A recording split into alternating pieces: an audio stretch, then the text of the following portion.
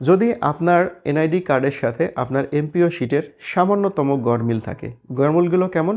ধরুন সামান্য একটা ডট কম বেশি হয়েছে, অর্থাৎ আপনার এনআইডি কার্ডে ডট আছে কিংবা এমপিও শিটে নাই, অথবা এমপিও শিটে আছে এনআইডি কার্ডে নাই, একটা ডট অথবা একটা হাইফেন অথবা একটা কমা কিংবা একটা স্পেস বেশি হয়েছে অথবা কম হয়েছে।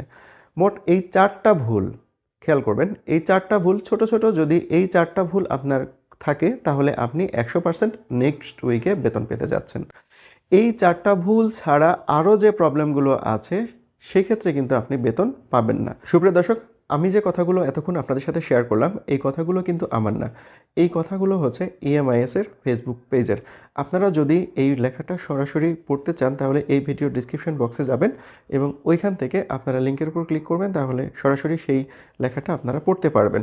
তবুও আমি আপনাদেরকে একটু দেখাই দিই। তো এখানে দেখুন EMIS-এর ফেসবুক পেজে আমি চলে গেছি এবং এখান থেকে তারা একটা আপডেট শেয়ার করেছে। সেটা হচ্ছে 1 জানুয়ারি 2025 থেকে মাধ্যমিক ও উচ্চশিক্ষা অধিদপ্তরের শিক্ষা প্রতিষ্ঠানের এমপিওভুক্ত সকল শিক্ষক কর্মচারীর এমপিওর অর্থ ইএফটির প্রদান শুরু হয়েছে।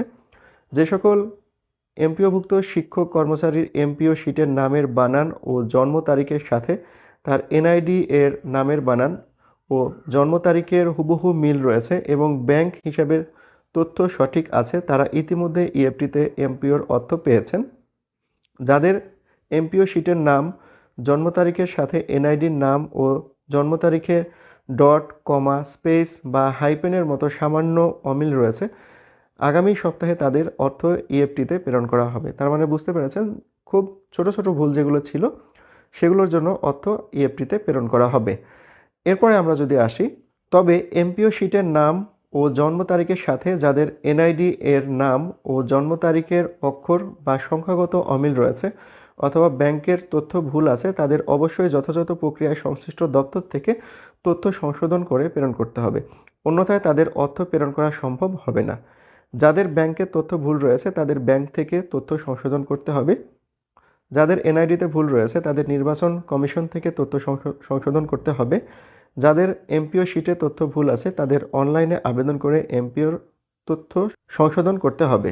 বিধি বহির্ভূতভাবে বা জোরপূর্বক কোনো শিক্ষক কর্মচারীর পদত্যাগ অস্তিত্ব নেই অথবা বরখাস্ত হিসেবে তথ্য প্রদান করা হলে সংশ্লিষ্ট শিক্ষক কর্মচারী মাধ্যমিক ও উচ্চশিক্ষা অধিদপ্তরের মহাপরিচালক বরাবর আবেদন করে ইএফটি এর জন্য তথ্য সংযোজন করার উদ্যোগ নিতে পারবেন।